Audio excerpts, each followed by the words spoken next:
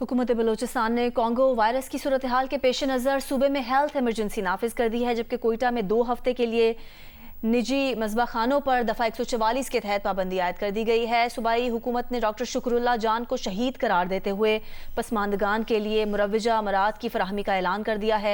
निगरान वज़ीर आला ने महकमा लाइफ स्टॉक को मवेशी मंडियों में फौरी तौर पर जरासीम को स्प्रे शुरू करने की भी हिदायत कर दी है।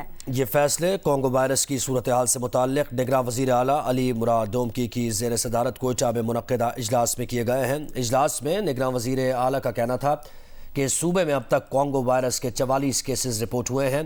कॉन्गो से मुतासरा 2 मजीद हेल्थ केयर वर्कर्स को आज एम्बुलेंस के ज़रिए कराची मुंतकिल किया जा रहा है। सिंध हुकूमत से राब्ते में है। आगा खान अस्पताल समेत दीगर मयारी निजी अस्पतालों में इलाज के इंतजामात मुकम्मल हैं। तमाम मुतासरीन का मयारी इलाज हुकूमत बलोचिस्तान के अखराजात पर किया जा रहा है।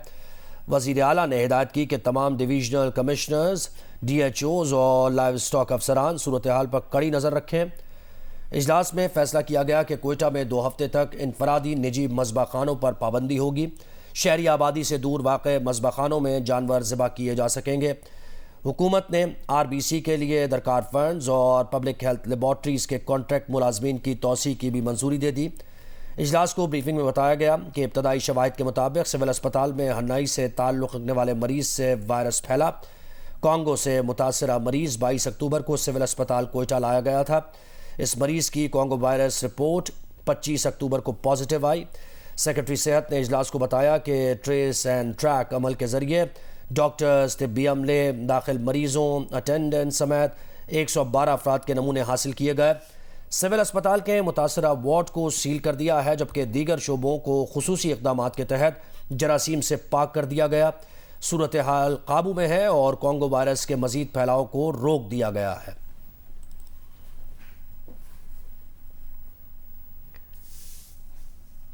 कोयटा के सिविल अस्पताल में कॉन्गो वायरस के 8 केसेस रिपोर्ट होने के बाद महकमा सेहत सिंध ने कॉन्गो वायरस की एडवाइजरी जारी कर दी है।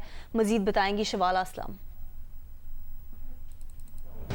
हाल ही में कोयटा के सिविल अस्पताल में कॉन्गो वायरस से जो मुतासर अफराद हैं उसमें 8 केसेस सिविल अस्पताल में रिपोर्ट किए गए हैं, जिसके बाद महकमा सेहत सिंध ने एडवाइजरी जारी कर दी है। डॉक्टर ज़िशान इस वक्त हमारे साथ बराह रास्त मौजूद हैं। कॉन्गो के केसेस तो ऑफ एंड ऑन हमारे पास आते हैं, लेकिन इतना जिसे कहते हैं हाई लेवल के ऊपर हेल्थ केयर वर्कर्स के अंदर आउटब्रेक ये पिछले 5-7 सालों में हमने यहाँ पे नहीं देखा है। ये बेसिकली एक टिक है जो कि जानवरों को जो लोग संभालते हैं, धोते हैं, तो वो जब उनके जिस्म के ऊपर साफ़ करते हैं तो उससे जो है ये ट्रांसमिट होता है।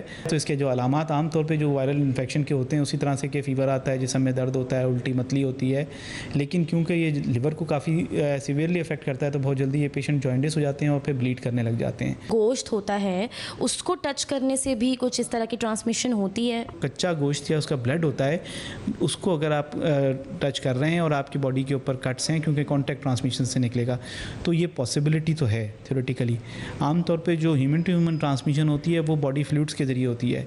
सिंध में भी इसके जो खदशे के पेश नज़र जो एडवाइजरी जारी की है उससे यही पैगाम आवाम को भी और जो हेल्थ केयर वर्कर्स हैं उनको भी दिया जा रहा है कि ज़्यादा से ज़्यादा अपना ख्याल भी रखें और एहतियाती तदाबीर को भी अपनाएं। जी। और बलूचिस्तान हुकूमत ने कॉन्गो वायरस से डॉक्टर की हलाकत और तिब्बी अमले के दीगर अफराद के मुतासर होने के बाद सूबे में कॉन्गो वायरस इमरजेंसी नाफिज कर दी है। जानवरों के खून और गोश्त से फैलने वाले इस जानलेवा वायरस के केसेस सामने आने के बाद गोश्त की खरीदारी और इस्तेमाल कितनी महफूज है, इस बारे में हम बात करेंगे Mumtaz public health expert doctor Hira Zaheer से। डॉक्टर हिरा, बहुत शुक्रिया आपके वक्त के लिए। पहले तो नाजरीन को ये बताइएगा कि कॉन्गो वायरस कैसे इंसानों को मुतासर करता है और इसकी अलामात क्या होती हैं।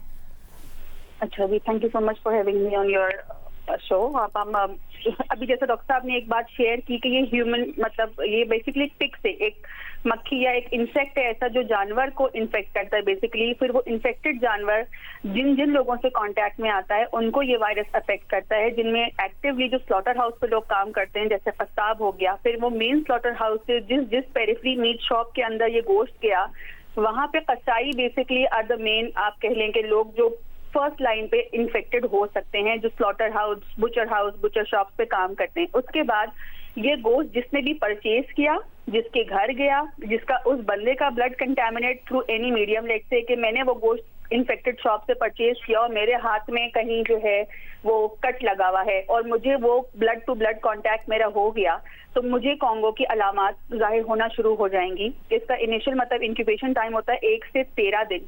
शुरू के 1 से 13 डेज के अंदर इसके पर अलामात जाहिर होना शुरू हो जाती हैं, जिसके अंदर हाई ग्रेड फीवर है, हेडेक है, नेक स्टिफनेस होती है, वॉमिटिंग, डायरिया, और फिर इन लेटर स्टेज जो सीवियर स्टेज जिसके अंदर, जिसको हम हेमरेजिक स्टेज कहते हैं, उसके अंदर इंटरनल ब्लीडिंग स्टार्ट हो जाती है।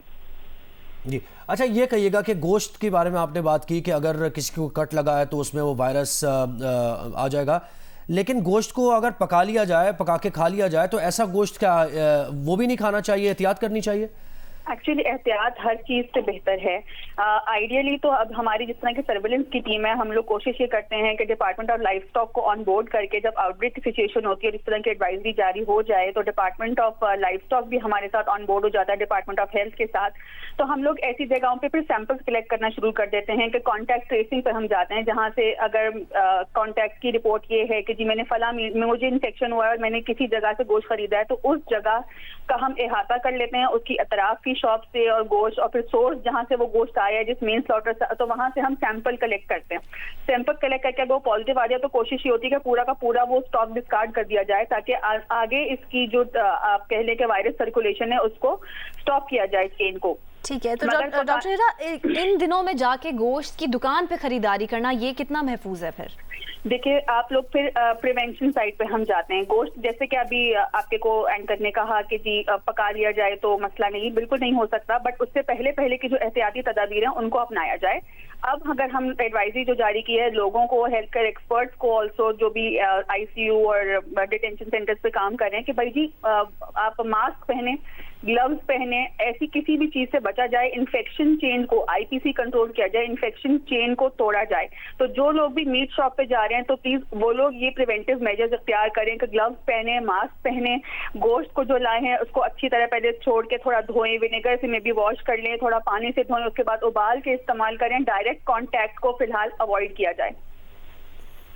सही है, ये आपने बड़ी अहम टिप्स बताई हैं और ये जो मालूमात लोगों तक पहुंची है। Public health expert doctor Hira Zaheer हमारे साथ थी और वो कह रही थी कि ये जो एक चेन है इसको तोड़ना बहुत ज़रूरी है, क्योंकि ये वायरस बड़ी तेज़ी के साथ फैलता है और गोश्त को जिस जगह आप जहाँ से ला रहे हैं या फिर बुचर हाउस हैं वहाँ पर बड़ी एहतियात की ज़रूरत है, के जाएं या फिर तो मास्क ये तमाम तर चीज़ें मद्देनज़र रखनी है। बिल्कुल, और घर ला के उन्होंने कहा कि गोश्त को भी अच्छी तरह से पहले वॉश करें और फिर उसका इस्तेमाल करें।